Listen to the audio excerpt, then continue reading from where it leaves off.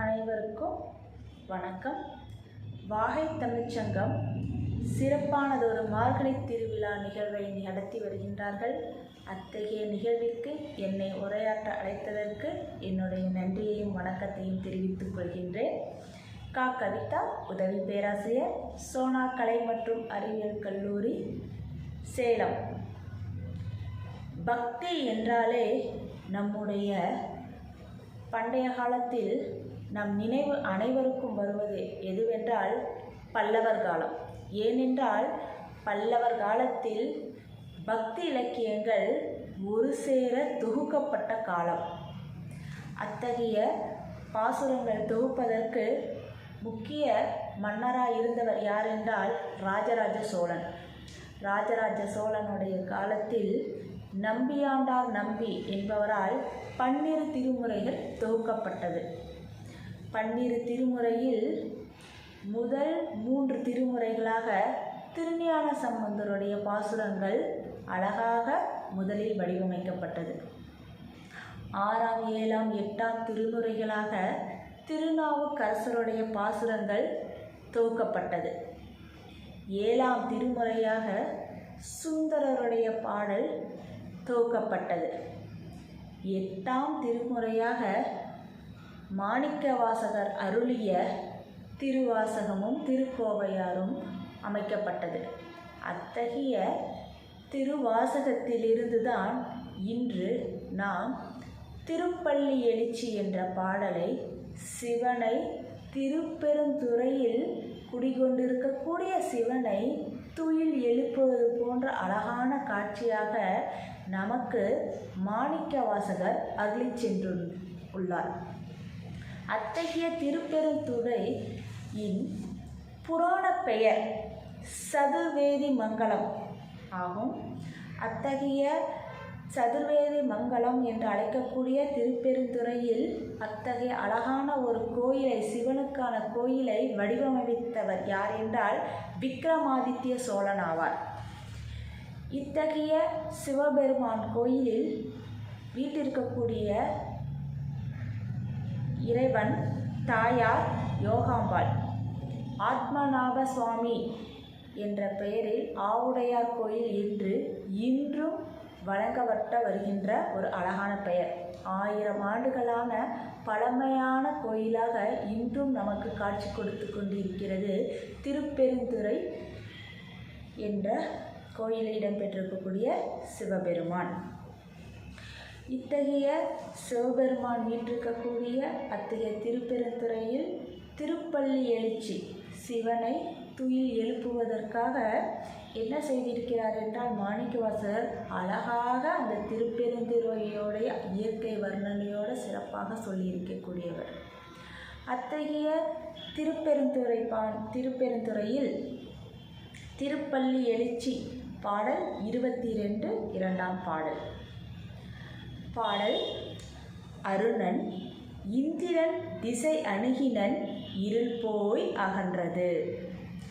உதயம் நின் மலர் திருமுகத்தின் கருணையின் சூரியன் எழ எழ நயனக்கடிமலர் மலர மற்ற அண்ணல் அங்கண்ணாம் திரள் நிறை அறுபத முரல்வன இவை ஓர் திருப்பெருந்துறை சிவபெருமானே. அருள்நிதி தர வேண்டும் ஆனந்த மலையே, அலைக்கடலே பள்ளி எழுந்தருளாயே என்று மாணிக்கவாசகர் அழகாக தன்னுடைய பாடலில் பதிவு செய்துள்ளார். அருணன் என்பவன் யார் என்றால் சூரியனுடைய தேர்ப்பாகன். சூரியனுடைய கதிர்கள் பூமிக்கு வரும்போது இந்த பூமியே வெளிச்சமாக பிரகாசிக்கின்றது, இருள் அகன்றுகின்றது. அதைத்தான் சூரியனுடைய தேர்ப்பாகன் எங்கு வந்து அணுகினான்? கிழக்கு திசையை அணுகினான். அதாவது சூரியனுடைய கதிர்வீச்சுக்கள் கிழக்கு திசையில் உதயமாகி கொண்டிருக்கின்ற அழகான காலை பொழுது. அதுதான் சொல்லியிருக்காங்க, அருணன் இந்திரன் திசை அணுகினன். இந்திரனுடைய திசை என்ன திசை என்றால் கிழக்கு திசை. அந்த கிழக்கு திசையில் கதிர்கள், சூரிய கதிர்கள் ஒளியூட்டப்படுகின்றது.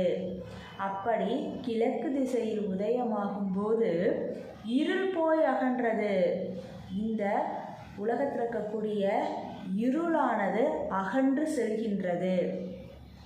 உதயம் நின் மலர் திருமுகத்தின், இத்தகைய அழகான உதயம் செய்கின்ற அழகான காலை பொழுதில் உன்னுடைய முகம் எப்படிப்பட்ட முகம் என்றால், சிவபெருமானே கருணையின் வடிவம். அனைத்து பக்தர்களுக்கும் எப்பொழுதும் கருணையை, பக்தியையும் வழங்கி கொண்டிருக்கக்கூடியவர். அத்தகைய உன்னுடைய முகத்தில் எப்படி கருணை தோன்றிக்கொண்டே இருக்கிறதோ அதுபோல சூரியனுடைய கதிர்வீச்சு இந்த உலகத்தை வந்தடைந்து கொண்டே இருக்கின்றது. அதனால் சூரியனுடைய கதிர்வீச்சு எழ எழ நயன கடிமலர், நயன அப்படின்னா கண்கள். அதனால் உன்னுடைய திருமுகத்தில் இருக்கக்கூடிய கண்கள் அண்ணலான சிவபெருமானே நீ திறக்க வேண்டும். அதனால்தான் இந்த உலகத்தில் இருக்கக்கூடிய சூரிய கதிர்கள் வந்தவுடன் மலர்கள் எல்லாம் மலர்வது போல் உன்னுடைய திருமுகம் மலர வேண்டும், நீ எழுந்தருள வேண்டும்.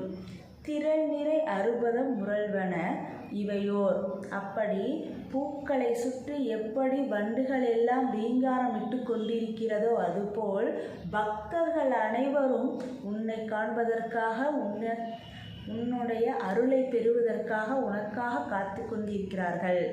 அதனால் உன்னுடைய அழகான கண்களை திறந்து எங்களுக்கு அருள்பாலிக்க வேண்டும். நீ எங்கிருக்கக்கூடிய இறைவன் என்றால் திருப்பெருந்துறையில் சிவபெருமானே, திருப்பெருந்துறையில் பள்ளி கொண்டிருக்கக்கூடிய சிவபெருமானே, உன்னுடைய கண்களை திறந்து இந்த உலகத்தில் இருக்கக்கூடிய அனைத்து ஜீவராசிகளுக்கும் அருள்நிதி தர வேண்டும். உன்னுடைய அருளை அனுதினமும் அனைவருக்கும் தர வேண்டும்.